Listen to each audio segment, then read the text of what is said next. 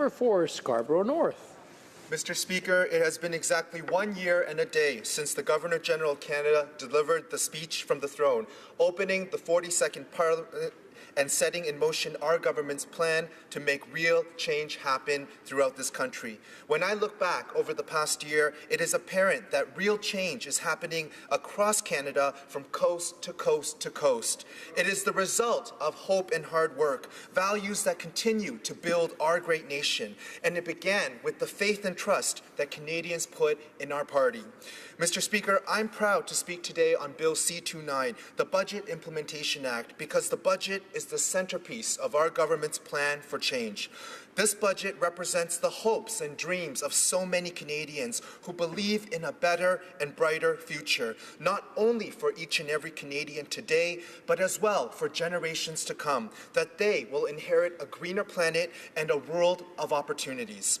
In my riding of Scarborough North, which straddles the edge of the City of Toronto and the beginning of the Rouge Urban National Park, hard-working Canadians want to know that their government is hard at work for them.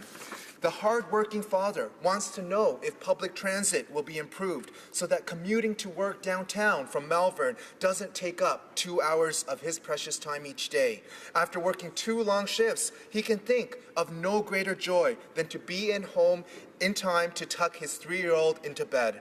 The hardworking single mother wants to know that the federal government is committed to a national strategy on inclusive, sustainable, and affordable housing. After living with her 2 children in unsafe and overcrowded housing for many years, she has finally saved up some money, enough to carry a modest mortgage for a Habitat for Humanity townhouse unit currently under construction at the 140 Pinery Trail site. The hardworking Tamil immigrant family wants to know that their children will receive a good education and a fair chance to succeed. After fleeing the Sri Lankan Civil War, there is nothing more important than to see their next generation live in a peaceful society with the opportunities that the previous generation never had. Mr. Speaker, I feel humbled and privileged to represent the people of Scarborough North and to make sure that their priorities are heard here in Ottawa.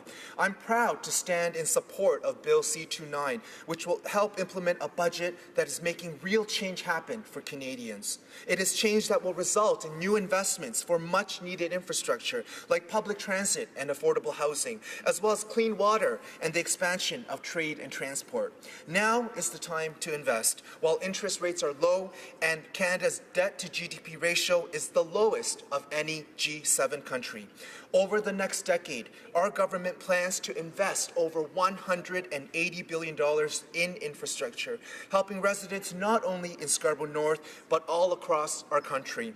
After raising taxes on the wealthiest 1% so that we could cut them for the middle class, this budget further helps Canadian families with the high cost of raising kids. Through the new Canada Child Benefit, 9 out of 10 families will receive more money each month, lifting hundreds of thousands of children out of poverty. This budget also ensures that post-secondary education is affordable and accessible, especially for students from low and middle income families. This budget will help seniors. Through increased benefits, our elders will now have greater comfort and dignity in their retirement years. This budget is there to support our veterans. For all that they have done to serve our country, Canada's veterans deserve respect and better access to government services. These are just a few examples of how real change is happening all across Canada. And today, we are continuing this theme with Bill C-29. Our government remains fully committed to grow the economy and strengthen the Canadian middle class. That is why certain provisions in this bill are designed to ensure tax fairness and a strong financial sector. Hard-working Canadians, like the people in my riding of Scarborough North, want a government that will uphold fairness for all taxpayers. The vast majority of Canadians work hard each and every day. They pay a fair share of taxes, hoping that in return the government provides the programs and services that they need. Yet there are some wealthy individuals who continue to abuse the system.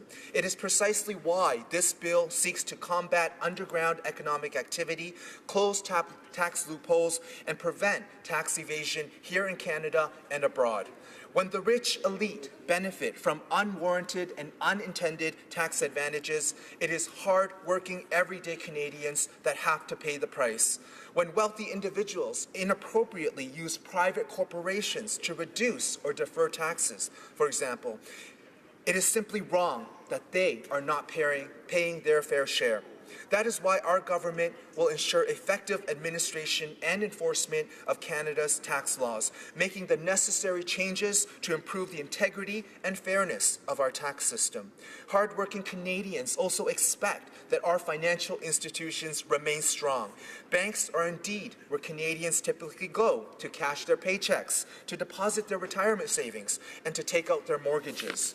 We know that Canada's strong banking system is well respected all around the world. The robustness of our large and diversified financial institutions was proven during and after the global financial crisis in 2008. That is why our government is strengthening Canada's financial sector in order to support stable economic growth. By keeping our financial institutions robust through a strong regulatory framework, our government will ensure that the needs of Canadians and Canadian businesses are met. We are also making it clear that it is not the taxpayers, but instead the shareholders and creditors of large banks who will be responsible for any risk taken by their respective institutions.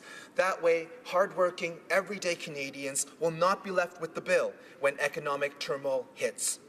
Mr. Speaker, it's evident that this budget implementation bill is there to provide both help and protection for Canadians. That is why I stand today in support of Bill C-29 and all of its provisions. We must continue to build Canada's economy because we all know that a strong economy starts with a strong middle class. There is no other national project more important at this time.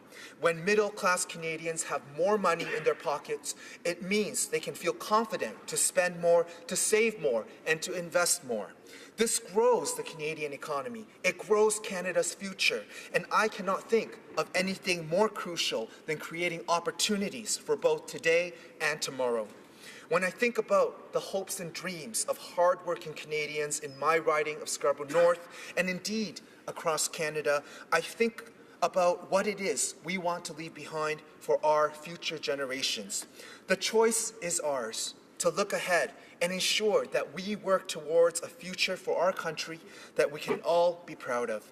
When we invest in the economy and build a stronger middle class, Canada becomes a country that works for everyone. That is why our government is laying the groundwork today for a strong and productive economy that will last for generations to come. Mr. Speaker, I will be voting in favor of Bill C-29, and I encourage all of my colleagues in this House to stand together with me for real change today and in the months, years, and decades ahead. Thank you. Questions and comments?